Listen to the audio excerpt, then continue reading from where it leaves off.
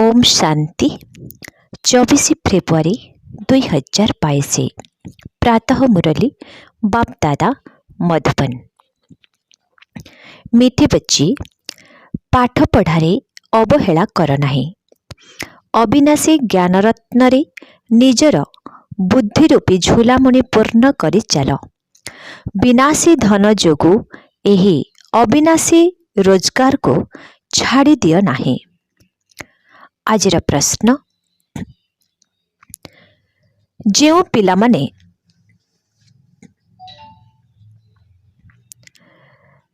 पिलामाने बाबांक भली दयाशील अटंती तांकर लक्षण सबु कौन होइथिबो? सेमानंकु ज्ञानर निशा चढ़ी रहिथिबो।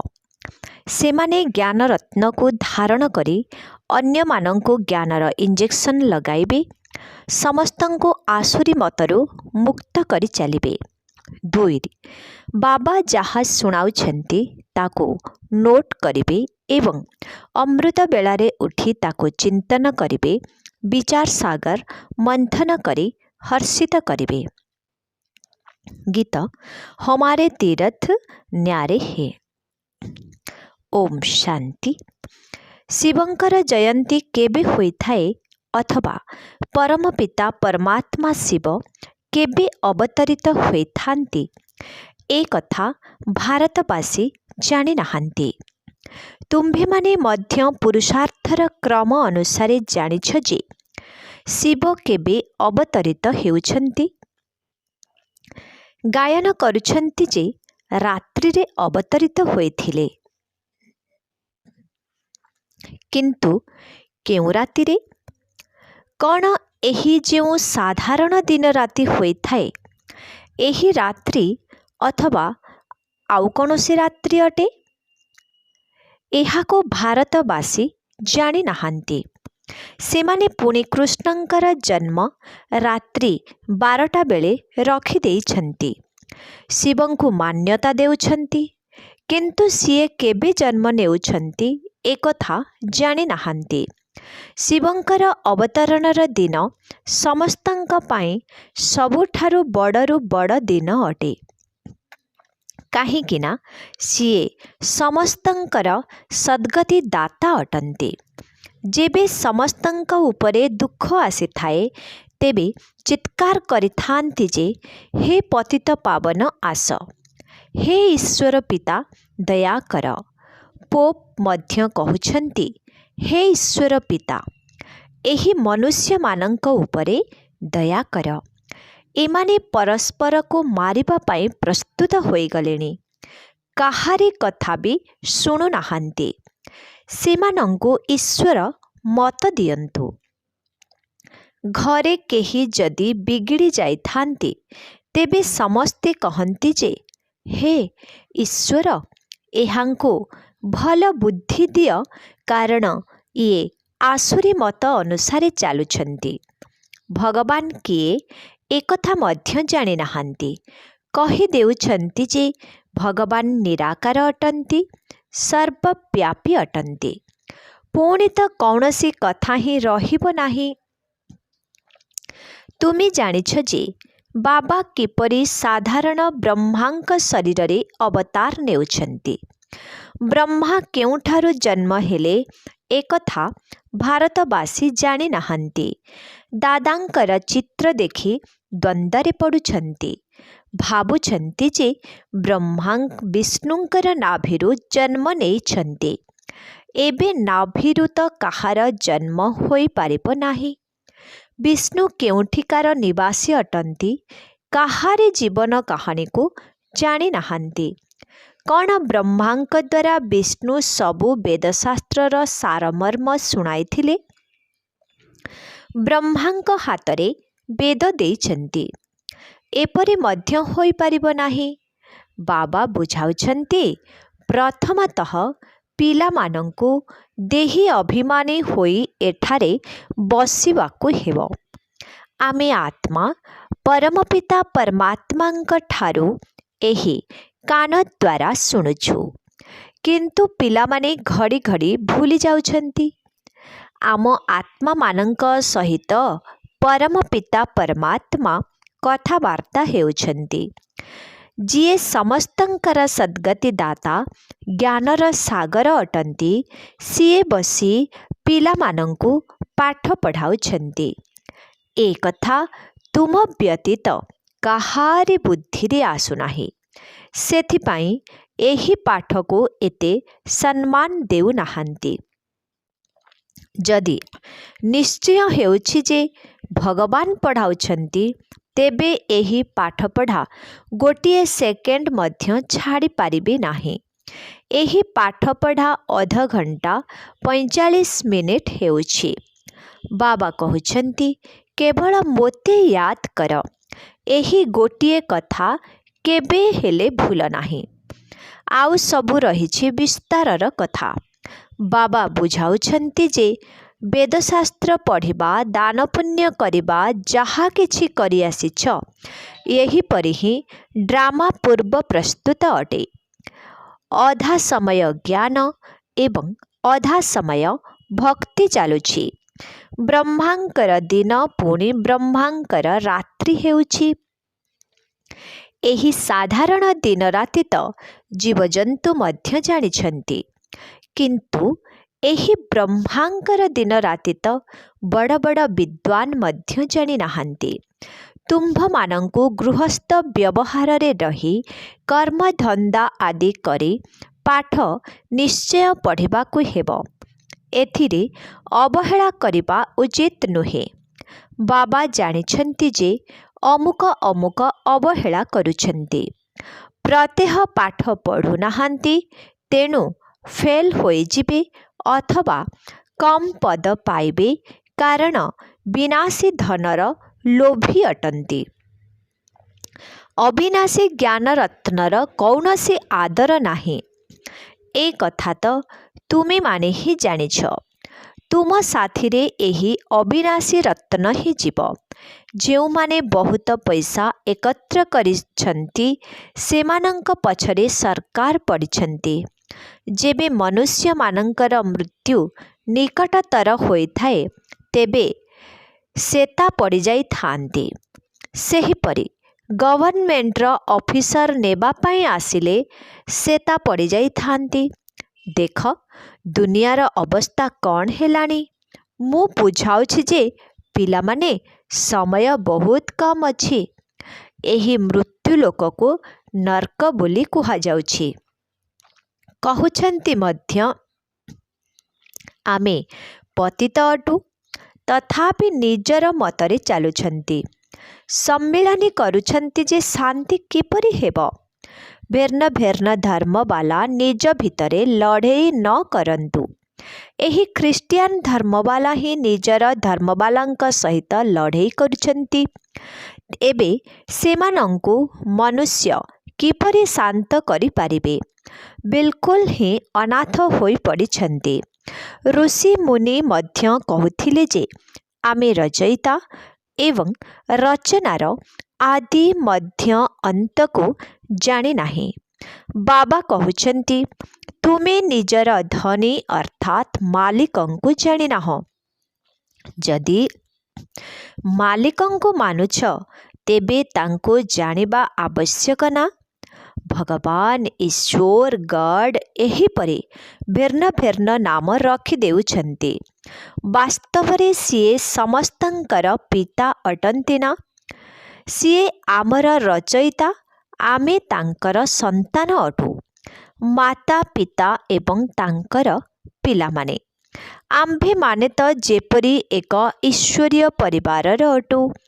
माता पितांक ठारु तो निश्चय संपत्ति मिलिबा आवश्यक।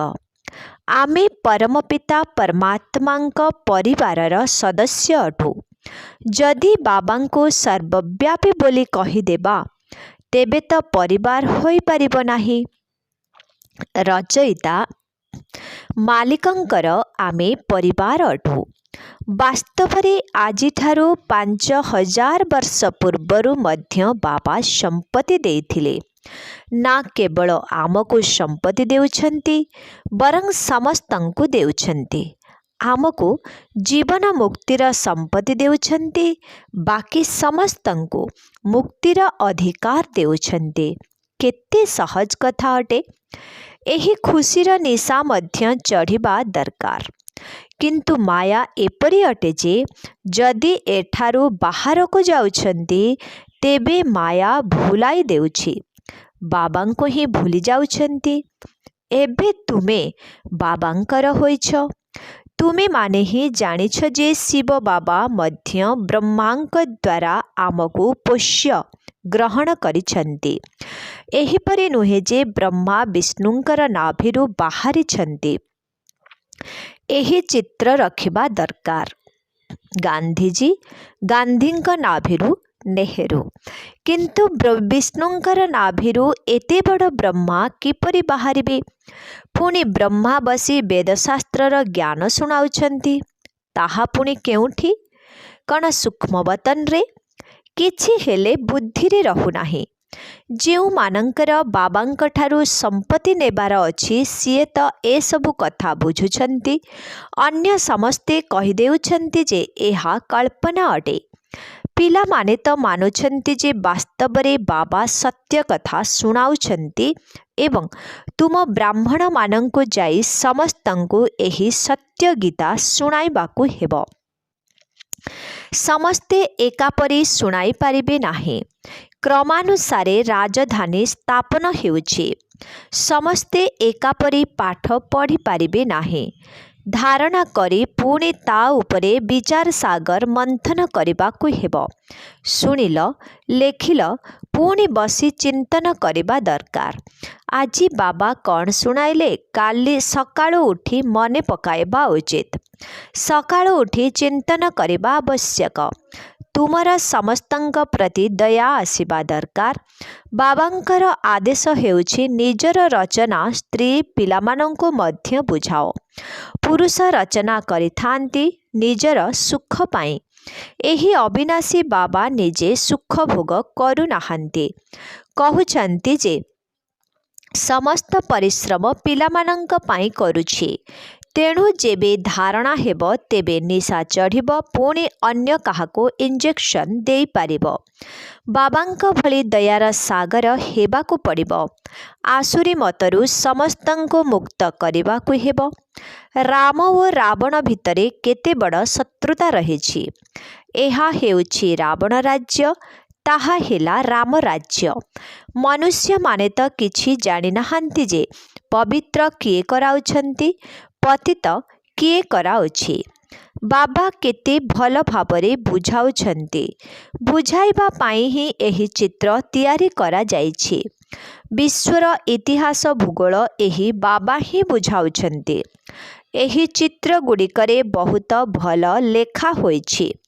एबे तुम्बे माने जानुछ जे निराकार ईश्वर पिता सारा विश्वर धार्मिक राजनीतिर इतिहास भूगोल बसी शुणाउछन्ति। ए कथा बहुत शुणुछि किंतु किछि हेले बुझु नाहांती। बाबा कहउछन्ति ए कथा बहुत शुणुछन्ति किंतु किछि हेले बुझु नाहांती। वास्तव रे एही चित्र अंधमानंक आगरे आईना सदृश अटे। वृक्ष एवं ड्रामार चित्र तो बहुत स्पष्ट अटे। ए कथा बाबा बुझाई करी तैयारी कराइछन्ति। वर्तमान समय रे समस्ते अज्ञान निद्रारे सोई रहिछन्ति। तुमे माने समस्तंको आत्मिक यात्रा रे नै जाउछ। आत्मिक यात्रा करिबा पई केते ज्ञान देबाकु पडुछि। सेथिपाई बुद्धि स्वच्छ हेबा आवश्यक। एही पुराणा दुनियारू एकदम उपराम हेबाकु पड़िबो।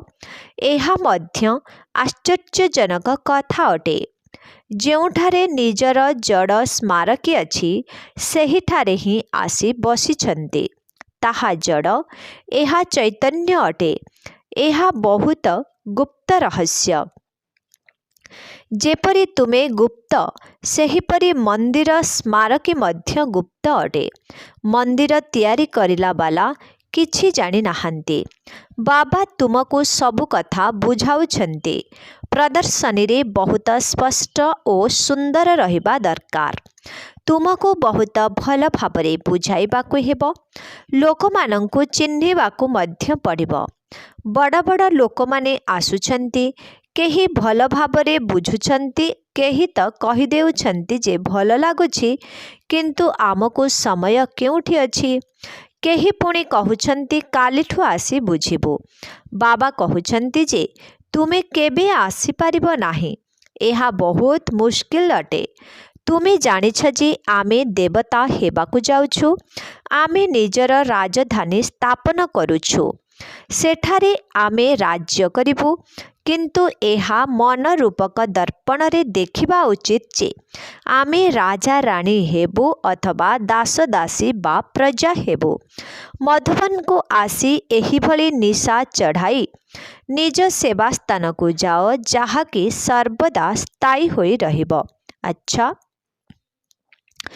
मिठे मिठे शिखिलादि संतान मानंक प्रति मात पिता बाप दादांकर मधुर स्नेहभरा स्मृति एवं सुप्रभात। आत्मिक पितांकर आत्मिक संतान मानंको नमस्ते। आत्मिक संतान मानंकर आत्मिक पितांको ओम शांति नमस्ते। धारणा पाए मुख्य सार। पहला पॉइंट, एही पुराणा दुनियारू उपराम अर्थात अनासक्त रहिबाकु हेबो। स्वच्छ बुद्धि होई ज्ञान को धारण करने सहित अन्य को धारण कराइबाकु हेबो।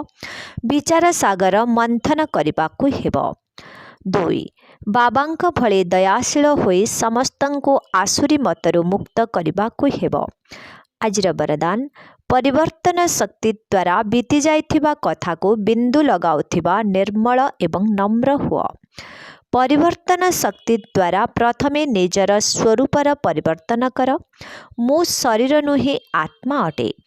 तापरे पुणे स्वभावर परिवर्तन कर, कारण पुरुणा स्वभाव ही पुरुषार्थी जीवन रे तो धोखा दे थाए।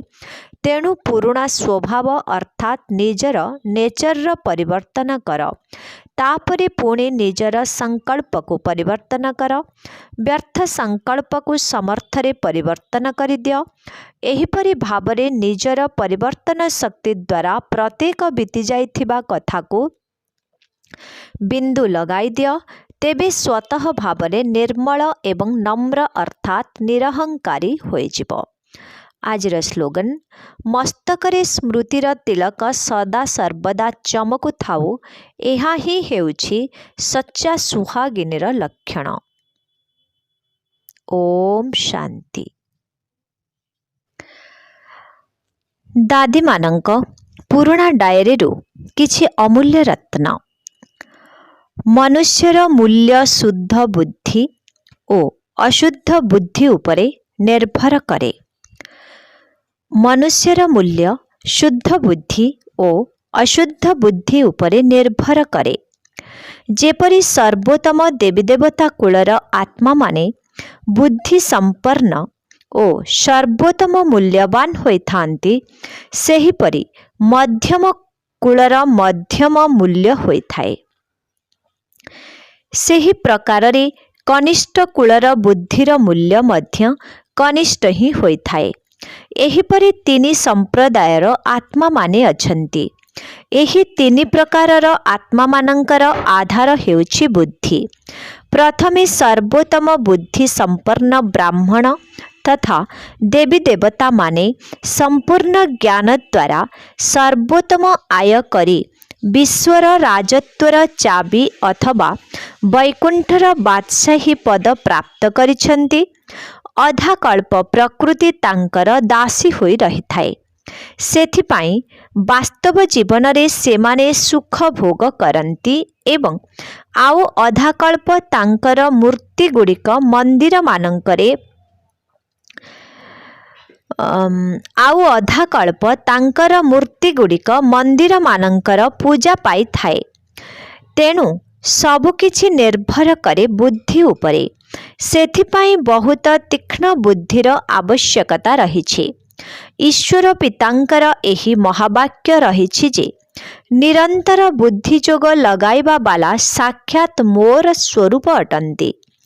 बाबा निजर दैवी संतान मानंकु जौतुक स्वरूप आश्चर्यकर उपहार देउछंती।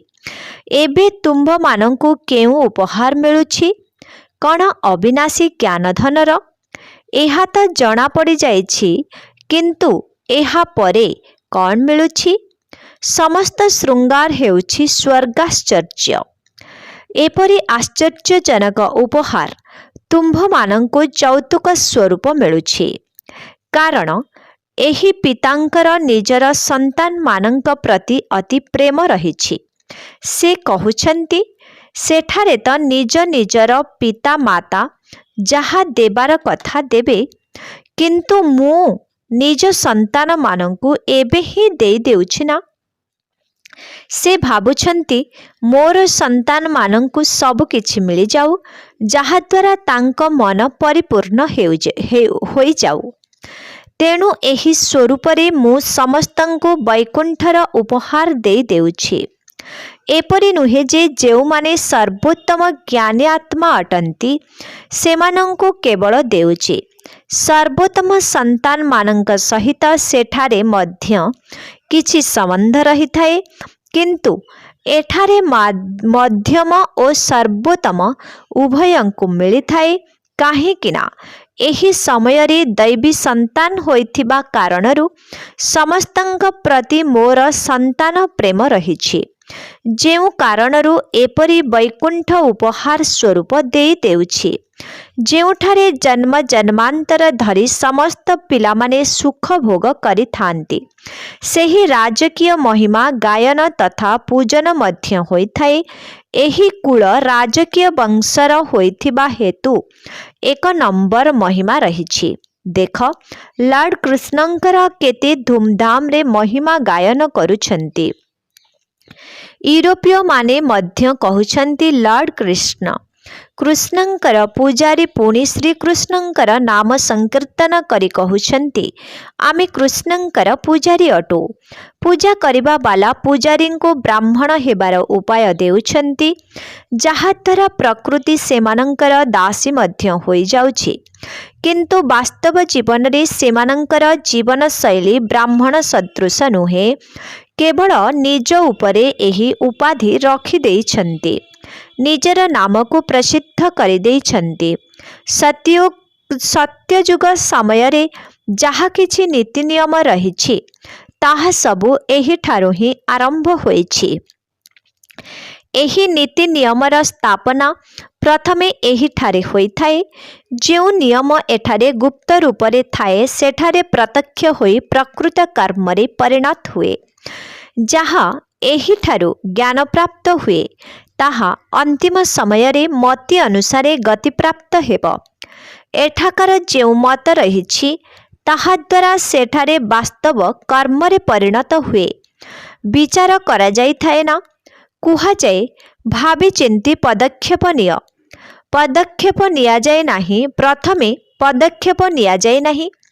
ଏଠାରେ ପ୍ରଥମେ ମନରେ ଚିନ୍ତନ କରାଯାଏ, ପୁଣି କର୍ମ କରାଯାଏ। ଏଠାରେ ଚିନ୍ତନ ପ୍ରତ୍ୟକ୍ଷ ରୂପରେ ଥାଏ ଓ କର୍ମ ଗୁପ୍ତ।